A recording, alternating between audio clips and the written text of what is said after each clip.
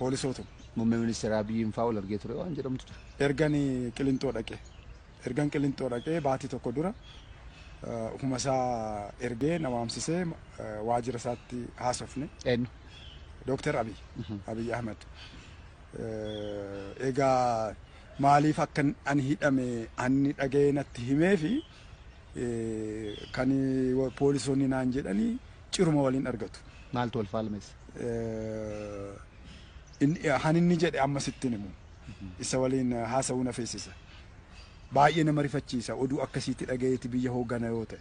Baay'ee nama sodaachisa. Biyyi akkanatti hoogganamti ta'e. Yoo egaa kana qulqullummaadhumaan dhugaasaa natti hime jedheen amanan. Kanaan alii isaaf rabbitu qofa beektu beeka. Isa natti hime kanadha taanaan akkamitti biyya kana bulchaa nama yaaddessaa jechuudha. Waan dhimma nama tokko irratti hiyyeessa miseensa adda bilisummaa Oromoo karaa kanarra miilaan deemaa oolu na argaa oolan. Ergan gaafan biyya kana dhufe makiinaadhaanis miilaanis na hordofan. Maaliif akka na hordofan hin beeku. Bara wayyaanis gaafa biyya kana akkasumatti hin jiraan.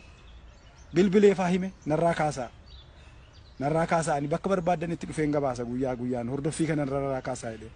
Kanaaf na argu na beeku waan dhokate homtuu hin jiru hannama miskiina akka kiyyaa kana hagana dogoggoran waan baay'ee komplikeetir ta'e otu dhufe akkam godhu jarri kuni nan yaadda'ee nan sodaadhe ammallee na sodaachisa waan biyya kana. Dooktar Abiyyiin kanaan dura qaamaan wal beektu?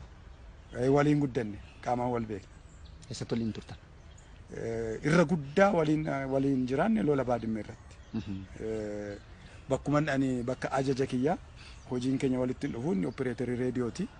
Ani ajajaa makaanaayiziin ture garuu bakki keessuma keenyaa tokko. Waliin oollaa waamne wal ergannaa umuriin isa tun irra xiqqaadha. Akkasitti waliin jiraan.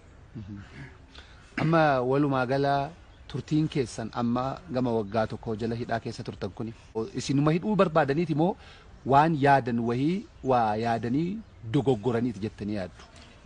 Jibbinsa adda bilisummaa Oromoo irraa qaban. Ejjennoon kiyya beekama. Waraana bilisummaa Oromoo irratti lola labsan. Lammaatti meera. Qaamaan yeroo adda addaa deddeebinee haasofneerra. Lola kana eegaltan malee fixuu hin dandeessanii. Bar aniifatiin jedhe lammaatiin. Jaal guutama hawaas waggaa 27 irraa 28 irraa barraaqitti wareegame. Waraanni garuu ammayyuu barraaqi jira. Marroofa ajjeesuu dandeessu. Abbaa ta'e ajjeesuu danda'u. Waraana xumuruu hin dandeenye kana hin eegaliina. Waliigalteen keenya akka asmaraatii jenne sanatti haa xumuratu. Dhimma kana ABO fi OPDO irraa baafnee Oromootti haa kenninu. Gaaffiin kun gaaffii Oromooti. Oromoon akka isaaf ta'utti haa furatu.